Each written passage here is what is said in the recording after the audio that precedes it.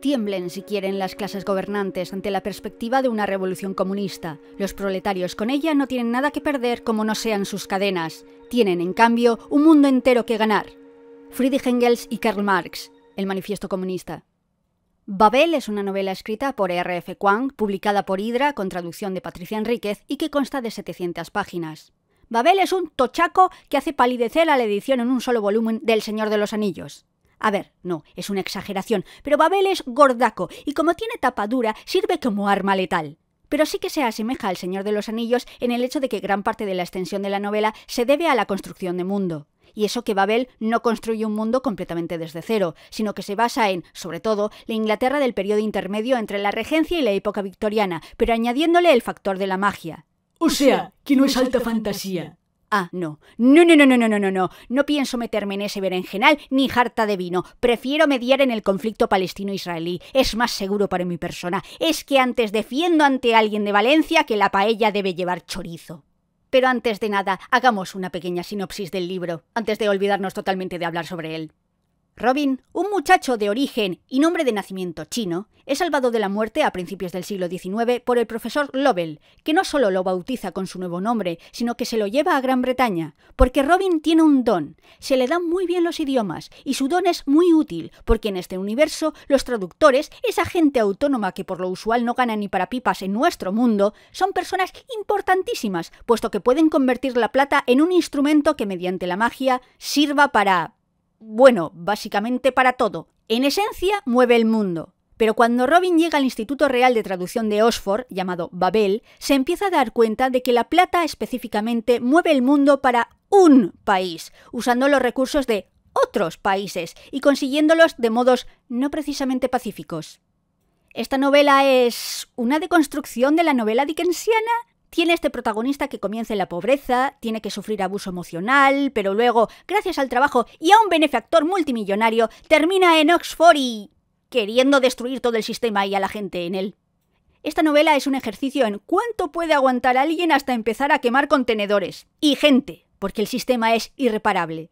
Y el lector aplaude. De hecho, desde la página 5 el lector estaría de acuerdísimo en lanzar una bomba atómica y mandar a la mierda todo. Pero la autora necesita crear el momentum para que sea lógico que el protagonista también esté dispuesto. Que ahora que hablo del protagonista, la construcción de personajes no es el fuerte de la novela.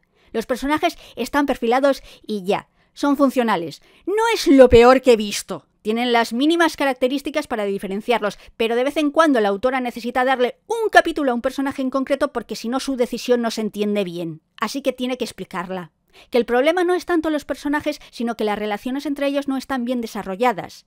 Kuang no te cuenta, te dice cuáles son esas relaciones. Nunca ves a los amigos ser amigos. Te dice que hacían tal o cual cosa, pero no hay escenas que las desarrollen. Ya no digamos cuando intenta hacer un paralelismo entre 3 de los amigos y 3 personajes que eran amigos en el pasado.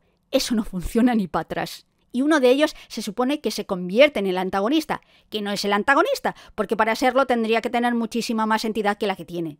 Es un random, podría ser cualquiera. Aunque esto puede que sea queriendo, porque el antagonista de verdad es el sistema. En ese momento lo representa esa persona, pero podría ser cualquiera que representara dicho sistema.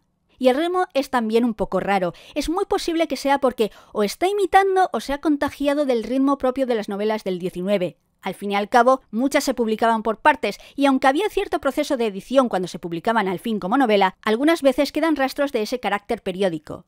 Dickens ponía la oreja en las cafeterías para escuchar la opinión de los lectores y llevar a los personajes por uno u otro sitio o saber si ciertas tramas estaban funcionando. También cambió partes de Oliver Twist tras recibir acusaciones de antisemitismo, porque los wokes viajan en el tiempo y corregir textos tras quejas no es más viejo que la tos.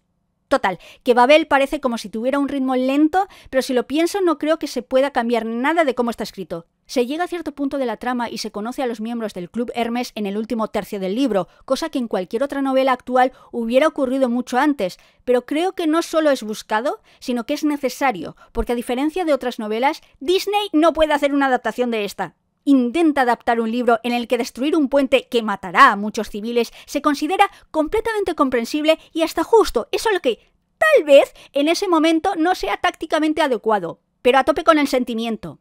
¡Adapta eso, Disney! Jonathan Strange y el señor Norrell sí tuvo una adaptación como miniserie realizada por la BBC. Es fácil comparar Babel y Jonathan Strange porque ocurren casi en el mismo periodo y se trata de una Gran Bretaña donde existe magia, pero el parecido es superficial. Sí, aunque ambos libros tienen notas al pie, las de Babel son un poco inconsistentes, porque no sé quién las escribe. Si la autora, alguien a quien le han dado el manuscrito, no sé si están dentro de la trama o son metaliterarias. Con Jonathan Strange no tengo ese problema, porque es mejor novela, en el sentido de más consistente, mejor escrita, mejor pensada como novela. Pero no todo en este mundo es estructura y prosa. Aunque Jonathan Strange y el señor Norrell es un maravilloso pastiche, una modernización de la literatura clásica con ciertos temas modernizados, le falta un poco. No habla sobre el hecho de que Gran Bretaña en esa época era un imperio. Babel sí, porque Babel, su fuerte, lo que lo mantiene como un titán, es, más que la trama o los personajes, el mundo y el discurso. Y no me vengáis con lo de ahora la literatura es toda política. Las novelas del siglo XIX son las novelas más políticas que os podéis echar a la cara. Lo que pasa es que los mensajes políticos tipo «el trabajo infantil está mal» hoy día nos parecen obvios e irrebatibles. Que Canción de Navidad, o sea, villancico de Dickens, va de cómo si no dejas de ser un egoísta explotador acabarás solo y en el infierno. O colgado de los huevos, lo que venga antes. La empatía con el obrero inglés, bien, pero al Imperio Dickens no lo criticaba mucho. De hecho, sus opiniones sobre los indios son de hacerle afiliado al partido nazi. ¿Sabéis quién sí criticó al Imperio Británico? Julio Verne. Jules Verne. Julio Verne, en 20.000 leguas de viaje submarino, tiene al capitán Nemo, de origen indio, que es un ecologista, un hombre contrario al imperialismo, sobre todo al inglés, y alguien solidario con el pueblo indio al que él pertenece. ¿Y sabéis en qué país se censuraron por ello varios pasajes de 20.000 leguas de viaje submarino? ¡Exacto! En la muy libre Gran Bretaña. En la época en la que sucede Babel, Gran Bretaña ya ha conquistado India y se dispone a vencer al mayor imperio de Asia, China. Bueno, la verdad es que Inglaterra no conquistó la India, lo hizo una empresa, como vemos en La Anarquía. La Anarquía, la Compañía de las Indias Orientales y el expolio de la India, es un libro escrito por William Dalrymple, editado por Despertaferro, con traducción de Javier Romero Muñoz y que consta de 560 páginas. La Anarquía comienza con un dato muy interesante que lo conecta con Babel, un dato etimológico, porque en Babel las palabras y su sentido son muy importantes. Es que no he explicado cómo funciona la magia en el libro. No has explicado nada del libro. ¡Callar, sus! Se basa en la plata. Se toma una barra de plata y se inscriben dos palabras en dos idiomas diferentes, que tienen un sentido parecido pero no idéntico, y esa relación crea un poder mágico, de manera que las barras de plata se usan para hacer crecer las cosechas más abundantes, que las diligencias vayan más rápido, crear cerraduras inexpugnables o, no sé, que ciertas comidas sepan mejor. El imperio depende completamente de la plata y de los traductores que le dan poder y crean nuevas conexiones. Total, vuelta a la anarquía. Un dato que le interesará a los gamers. Ningún gamer escucha este canal. ¿Sabéis la palabra loot? ¿De dónde sacáis lootear? Porque todes no es español, pero lootear ya lo usaba Cervantes, ¿sabes? Y por eso ningún gamer ve este canal. La palabra loot viene del indostaní, significa botín. Los ingleses se llevaron tantas riquezas de la India que hasta se quedaron con su palabra para botín. Y esto no lo hizo Gran Bretaña como país, aunque acabaría por gobernar India como imperio, sino una empresa, la Compañía de las Indias Orientales. Aunque el comienzo no fue nada alentador, Inglaterra en el siglo XVII no es el poder militar que sería y en la India en principio solo controlaba una ciudad. El segundo gran asentamiento inglés en la India llegó a manos de la Compañía gracias a la corona, que a su vez lo había recibido de la monarquía portuguesa como regalo de bodas. En 1661, Carlos II había desposado a la infanta portuguesa Catalina de Braganza. Su dote, junto con el puerto de Tánger, incluía la isla de Boombie. En Londres hubo mucha confusión inicial con respecto a su paradero, pues el mapa que acompañaba el contrato matrimonial de la infanta se perdió por el camino. Nadie en la corte sabía con seguridad dónde estaba Boombie, aunque el Lord Canciller creía que estaba en algún lugar de Brasil. ¡Qué hacha! Hizo falta cierto tiempo para resolver este espinoso asunto y aún más tiempo para hacerse con el control de la isla, pues el gobernador luso no había recibido instrucciones de hacer entrega de Bombay. Como era de esperar, se negó a cederla. En septiembre de 1662, Sir Abraham Shipman llegó con 450 hombres para tomar posesión de la isla, pero los portugueses se lo impidieron al encañonarlo con sus armas. Tuvieron que transcurrir 3 años antes de que los británicos pudieran al fin hacerse con la isla. Para entonces, el infortunado Shipman y todos sus oficiales, salvo uno, habían muerto de fiebres e insolación mientras esperaban en una desolada isla situada al sur.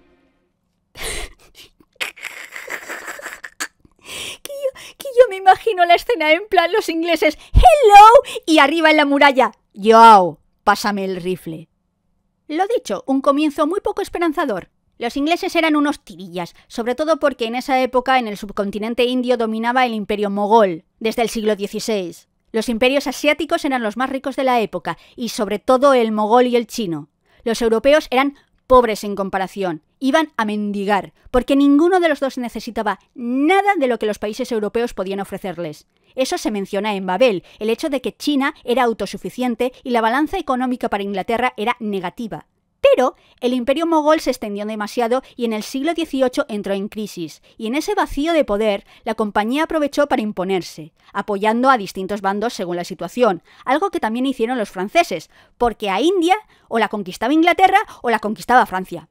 Menudo panorama. Eso no es una elección, eso es como preguntarte de qué manera prefieres morir. La cuestión es que, en un momento dado, la compañía apoyó al que sería el 17º emperador mogol, Shah Alam II, abuelo del que sería el último, Bahadur Shah II, que hay que leer lo que escribió el historiador mogol Shakir Khan cuando Shah Alam subió al trono. En el día victorioso de su ascenso al trono imperial, su sagrada majestad, la sombra de Dios, vicerregente del siempre misericordioso, el emperador que es el refugio de todo el mundo, entre vítores y apoyos generalizados, ordenó que se acuñasen monedas y se incluyera en la prédica del Yutbah el nombre de Shah Alam, rey del mundo, guerrero, emperador, semilla exaltada, con la aureola gloriosa del reinado de los antiguos monarcas persas. Rompedora de cadenas, madre de dragones. Ahora ya sé de dónde saca Tito George los sobrenombres para sus monarcas. La sombra de Dios. Eso es tan épico que parece una novela de fantasía. Para fantasía también los ejércitos indios. Los observadores calcularon que se había reunido una hueste sin precedentes de más de 150.000 efectivos llegados de todos los confines del imperio mogol. Por un lado estaban los restos del nuevo ejército de Mir Qasim, comandado por Sumru, cuya fama de despiadado había quedado muy reforzada por la masacre de Patna.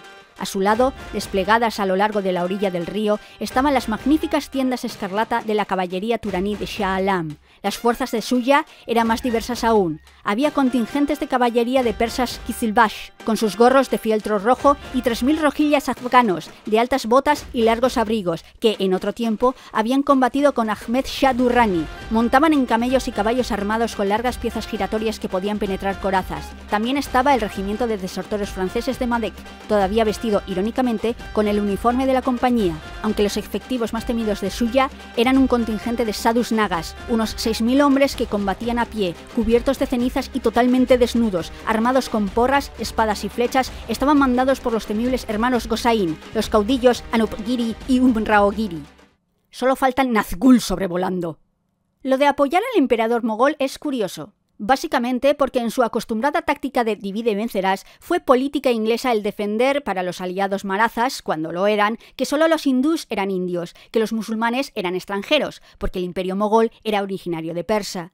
En Babel, Rami, el mejor amigo de Robin, que es musulmán, menciona este tratamiento de los ingleses. Esta diferenciación que los británicos mantuvieron y ayudaron a aumentar es importante, porque se mantendría hasta la partición de la India de 1948. De hecho, se mantiene con Modi hinduista y sus políticas de acoso a la población musulmana, o en la mejor película de la historia, RRR. Vale, casi exagero, pero RRR, título acortado del original Rudram, Ranam, Rudiram, o Rise, Row, Revolt en inglés, es propaganda panhinduista. Porque no sé si lo sabíais, pero los protagonistas de esa película son gente real. Son actores de carne y hueso. No, me refiero a que los actores representan a figuras históricas reales. Alluri Sitaram Raju y Komaram Bhim, que para que se entienda, es el equivalente de tomar las figuras de Churchill y de Gaulle, que los representen dos actores mazaos, como por ejemplo John Cena y La Roca, y que la trama vaya de cómo se enfrentaron a los nazis personalmente, con escenas en las que, no sé, paren un tren con las manos. Ese es el equivalente. Os doy un momento para que esto marine en vuestras mentes. Total, que la compañía fue haciéndose pedacito a pedacito con la India y llevándose todas las riquezas, a manos llenas. De hecho, fue tan obsceno que hubo momentos en los que el Parlamento inglés denunció los desmanes, como lo hizo Horace Walpole. Somos peores que los españoles en el Perú. Fueron carniceros, pero por más diabólico que fuera su empeño, lo fueron por principios religiosos. Que me imagino a las gentes del Perú. Ah, bueno, arramplaron con la plata, nos esclavizaron y arrasaron con nuestra cultura, pero lo hicieron con una buena intención, por la misión evangelizadora. Que por cierto es mentira. El proyecto evangelizador era una excusa. Todos los imperios tienen que crear un mito, una narrativa que pueda justificar la conquista. Crear y mantener un imperio requiere una gestión de personas y bienes enorme. Necesitas que toda esa gente sea parte, no se oponga. Un imperio tiene que creerse su propia mierda. Puede que los líderes o ciertos líderes sean cínicos, pero necesitas cierta aquiescencia de la población de la metrópoli. En cuanto eso no pasa, en cuanto el agricultor de Zamora ve que no está ni oliendo la plata peruana que vuela a Flandes, por ejemplo, empiezan las grietas. La narrativa sirve para tapar eso. La Compañía de las Indias Orientales, en cambio, no era un país, era una empresa y por lo tanto podía ser cínica del todo. Es curioso, ahora una multinacional tan grande debería, como un país, gastar esfuerzo en propaganda y crear una narrativa de que es mejor para todos, pero la compañía no tenía necesidad. Lo que ocurre cuando eres una compañía sin escrúpulos, que no crea lazos con nadie del territorio que está explotando, con encargados o responsables que van y vienen, es que puede que el caos te permitiera eliminar a los adversarios políticos y militares que se interponían en tu camino, pero ahora ya no queda nadie que organice dicho territorio institucionalmente, lo cual, claro, es un problema, porque si llega una hambruna, como eres una empresa a quien solo le interesa el balance anual, no harás nada para aliviar el sufrimiento de la población. Es más, puede que la amplíes y... ¿Cómo te lo diría yo? Necesitas gente para sembrar, cultivar y recoger la cosecha. Y si se mueren, no puedes hacerlo tú. Es un ligerísimo problema, como comprenderéis. ¿Qué cultivaban que fuera tan importante? Interesante pregunta. Sabéis que a los ingleses les gusta el té, pero por supuesto no hay plantaciones de té en las Islas Británicas. Tampoco había plantaciones de té en India hasta la llegada de los ingleses. Había un tipo concreto de té que se plantaba en cierta zona y se tomaba con ánimo medicinal, pero pese a que esa variedad se plantó en Assam, no gustaba tanto, y el té comercial indio viene mayormente de China.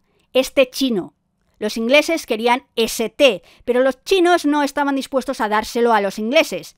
He mencionado ya que los chinos no necesitaban nada de los europeos. ¿Y entonces cómo? Robaron semillas. Son ingleses, ¿qué esperáis? Los ingleses odiaban el monopolio chino del té porque impedía el libre mercado. Para ellos. Porque cuando los países de lo que se suele llamar Occidente hablan de libre mercado, cuando hablamos de libre mercado, lo que queremos decir es que queremos un mercado que controlemos nosotros. Se hace mucho énfasis en Babel en el uso del libre mercado que hacen los ingleses. El libre comercio. Aquel siempre era el argumento que daban los británicos. El libre comercio, la libre competencia, un campo de juego con igualdad de condiciones para todos. Solo que nunca acababa siendo así, ¿no? El libre comercio realmente significaba el dominio imperial de los británicos. Y es que, ¿qué tenía de libre un comercio que se basaba en un aumento masivo de su poder naval para asegurarse el acceso marítimo? ¿Cuándo simples compañías comerciales podían librar una guerra, establecer aranceles y administrar la justicia civil y penal? La cuestión es que las plantaciones de té en India eran un paso para romper el monopolio chino del té. Sin embargo, el té y el comportamiento de la Compañía de las Indias Orientales tuvo efectos en las otras Indias, las que conocemos como América, lo cual conecta esto con Tristeza de la Tierra. Tristeza de la Tierra, la otra historia de Buffalo Bill, es un libro escrito por Eric Villard, publicado por Errata Nature, con traducción de Regina López Muñoz y que consta de 144 páginas con letra grande. Como su propio título indica, habla sobre Buffalo Bill. Pero eso es una excusa, porque en realidad habla de los supervivientes de las primeras naciones, de los nativos americanos. Que los seguimos llamando indios porque las 3 carabelas querían ir a la India. En realidad creo que querían más llegar a China, pero creían que llegaron a la India. Que va a ser que no. Sigue siendo el mayor ejercicio de no apearse del burro que he visto. Total, que en Tristeza de la Tierra ya estamos en la época en la que los pueblos originarios de América del Norte ya han sido vencidos por el ejército de Estados Unidos. Todos, sin excepción, que es una de las razones por las que las 13 colonias originales se independizaron de la corona británica, que no les dejaba extenderse hacia el oeste, porque habían firmado tratados con varios pueblos y no era cuestión de meterse en otra guerra, porque estaban como en 300 conflictos y no les salía de los huevos. Otra de las razones fue el té indio, o más concretamente, el comportamiento de la compañía en la India. En América, los patriotas se habían rebelado contra el rey, entre otros motivos, por los intentos gubernamentales de vender los stocks de té de la Compañía de las Indias Orientales encarecidos por los impuestos británicos. El Boston Tea Party, el suceso que reforzó el apoyo por la futura guerra de independencia, el hundimiento en el puerto de Boston de 90.000 libras de té de la CIO por valor de 9.659 libras, más de 1 millón de libras en la actualidad, fue en parte provocado por el temor a que se permitiera a la compañía operar en las 13 colonias como había hecho en Bengala. El Tea Party moderno utiliza el lema "no taxation", no impuestos, que viene de la época revolucionaria. En realidad la frase está incompleta. No tiene sentido que no quisieran impuestos, porque todos los estados liberales se financian sobre todo por impuestos y los pensadores liberales estaban a favor, sobre todo del impuesto de sucesiones. Sí, lo sé, shocking. La frase completa que tendría sentido es "no taxation without representation". Ningún impuesto sin representación, porque lo que querían era tener algún asiento en el Parlamento británico para decidir qué hacían con el dinero recaudado, porque si no lo que tienes es una suscripción a Netflix. Si no, lo que estaba ocurriendo es que les estaban tratando como a India. ¿Y qué eran acaso? ¿Negros para que los tratasen como si no fueran humanos? A quienes no trataron como humanos los estadounidenses una vez conseguida la independencia fue a los nativos, a las primeras naciones. Se quedaron con sus tierras, los exterminaron o los encerraron en reservas y luego escribieron esta narrativa de que eran salvajes que se oponían al inevitable progreso y superioridad de la raza blanca. Aquí siempre viene alguien a decir, pero los nativos no eran santos, ¿eh? Había pueblos guerreros. ¿Y qué? El tratamiento de los colonos europeos fue igual para todos, y su comportamiento con la población civil sería considerado hoy día como crimen contra la humanidad, que esto ya no era una guerra, que esto lo hicieron contra civiles. Pero es que no es solo eso, no es solo vencerles, es destruirlos moralmente, porque vencer solo no sirve, porque el respeto con los vencidos solo lo tenían con los que consideraban blancos. Tienes que crear una narrativa de que se lo merecían, tienes que dejar claro que eran inferiores, que no solo lo hicieron en América, también lo hicieron los británicos con China. ¿Os acordáis que he dicho que China no necesitaba nada de los europeos? Pues resulta que hubo una cosa que sí necesitaron: opio. Y esa es otra cosa que plantaron mucho en la India: opio, para venderlo a China. Babel describe a India como un narcoestado, que es técnicamente cierto, pero dudo que la palabra existiese en el siglo XIX. El gobierno chino prohibió varias veces el comercio de opio, una droga tremendamente adictiva, que indignó mucho a los británicos, que de todas formas lo siguieron entrando en China como contrabando. Por cierto, los estadounidenses también traficaron, siendo uno de los traficantes Warren Delano Jr., abuelo del futuro presidente Franklin Delano Roosevelt.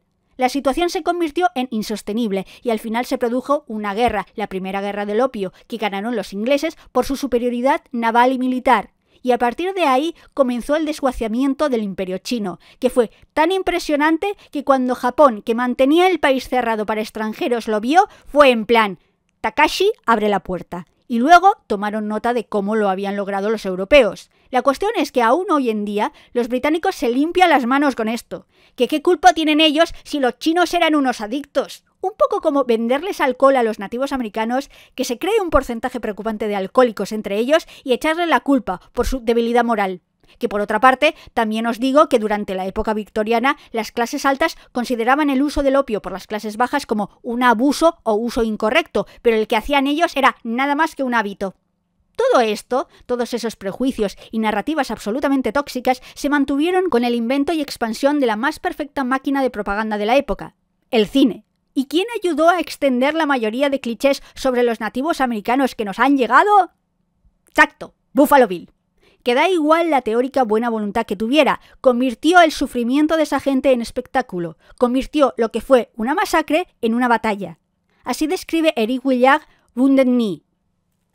Los soldados registraron las tiendas, subían brutalmente a los carromatos en busca de cuchillos, hachas, de lo que fuera. La cólera aumentaba. Un escuadrón apuntaba a los indios desde la cima de la colina. En ese momento se produjo un disparo. Hubo una leve escaramuza. No se sabe dónde se inició. Después se oyó un rugido terrible que rápidamente ensordeció cualquier otro ruido. Eran 4 cañones de montaña Hotchkiss, fáciles de recargar, manejables, de una excelente precisión a 2 kilómetros. Se encontraban en lo alto de la colina que se alzaba por encima del campamento. La situación dio un giro. Algunos indios que habían logrado sortear la hilera de rifles se precipitaron sobre los soldados. Hubo un violento cuerpo a cuerpo. Las bayonetas marionetas desgarraban brazos, abrían cráneos, se bramaban órdenes imposibles de oír, los cañones disparaban sobre las tiendas, a voleo, los catres se desplomaban, abrasados, la gente corría en todas direcciones, los carromatos se derrumbaban bajo el peso de los cuerpos. Entonces, las descargas de los cañones se dirigieron a la llanura con el fin de alcanzar a los fugitivos. De pronto, no se oyó ni un ruido. El efecto era como el de una sábana sacudida por el viento.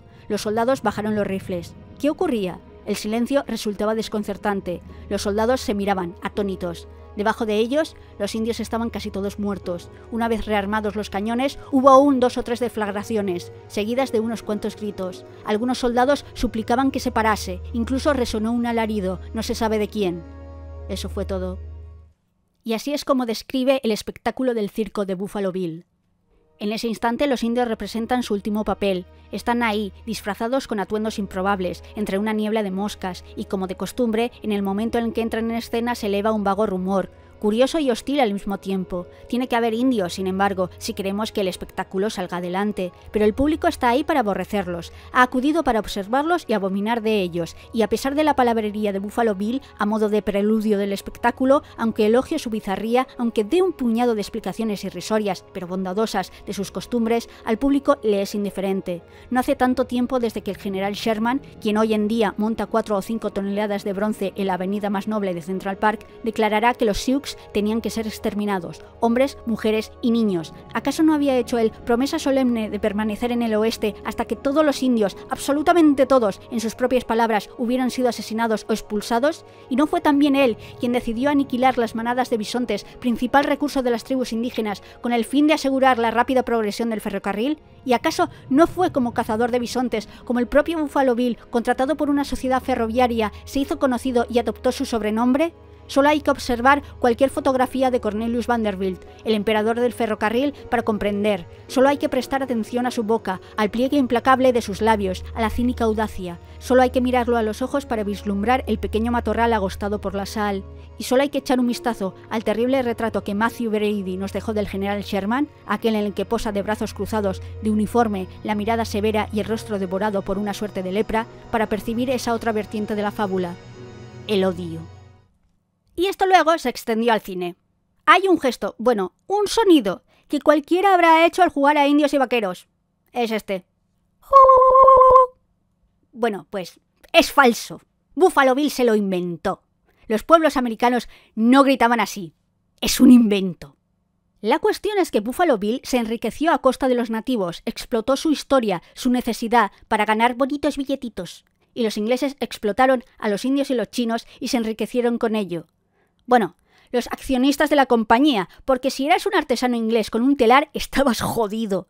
Y aquí se iniciaron las otras movidas del siglo XIX. El siglo XIX fue un siglo revolucionario. Las revoluciones de 1848, por ejemplo, es el siglo en el que se crea la clase obrera como la conocemos. La industrialización no fue precisamente pacífica. El desempleo, las hambrunas, todo ello llevó a violentos levantamientos urbanos. El manifiesto comunista se publicó el 21 de febrero de 1848. Es en esa época donde se da la ruptura total entre profesiones liberales y proletarios, y entre los considerados obreros manuales y los académicos, los licenciados, que se diría en Latinoamérica. Ese es el otro conflicto del que habla Babel, porque la magia del libro es, básicamente, la tecnología informática hoy día. Babel sería Silicon Valley, porque estos conflictos del siglo XIX siguen hoy en día. Las consecuencias de la colonización siguen hoy en día. Y esta es la cuestión. Esta vez China e India ya aprendieron. ¿Quién ganará esta vez la guerra tecnológica? Os voy a dar una respuesta leyendo este libro. Da igual. Nadie de la clase trabajadora se beneficiará a no ser que se rompa el sistema de explotación. Y dentro de la clase trabajadora, sí, también están los académicos. ¿Cómo hacerlo? Esa es la pregunta del siglo. Su respuesta definirá el siglo XXI. A mí no me miréis, yo solo grabo reseñas cutres. ¿La posición de Babel sobre el tema? Bueno, si bien en la portada el título es Babel, una historia arcana, el título completo de la obra reza Babel o la necesidad de la violencia, una historia arcana sobre la revolución de los traductores de Oxford. De verdad, nada me gustaría más que Disney comprando los derechos de esta novela. A ver cómo consigue desnaturalizarla.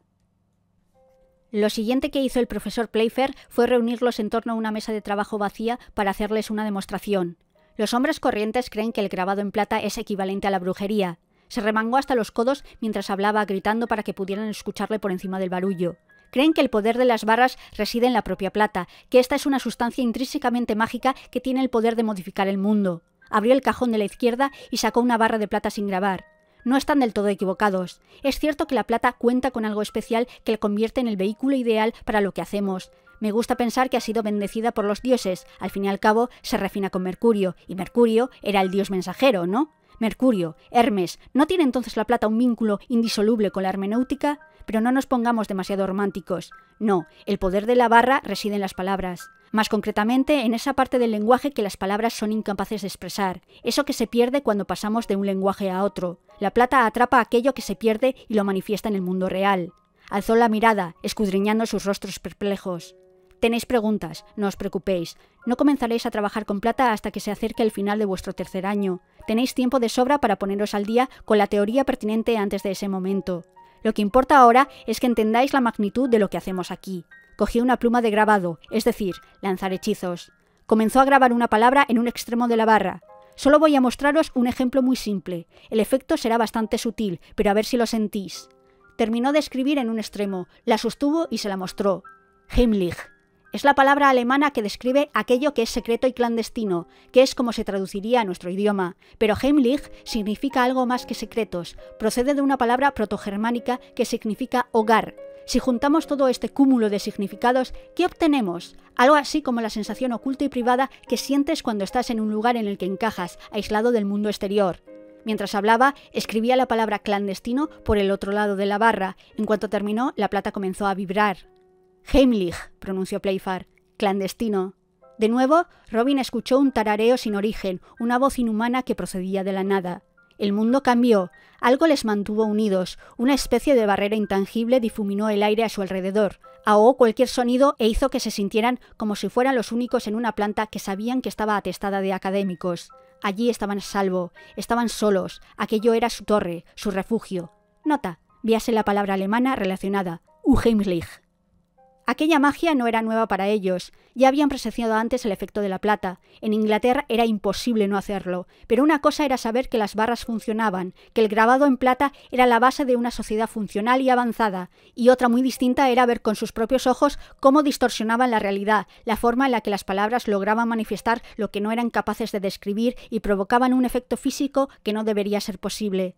Victoire se había llevado una mano a la boca. Letty respiraba con dificultad. Rami parpadeó muy rápido, como si intentara contener las lágrimas, y Robin, que observaba la barra que aún vibraba, vio con claridad que todo aquello había merecido la pena.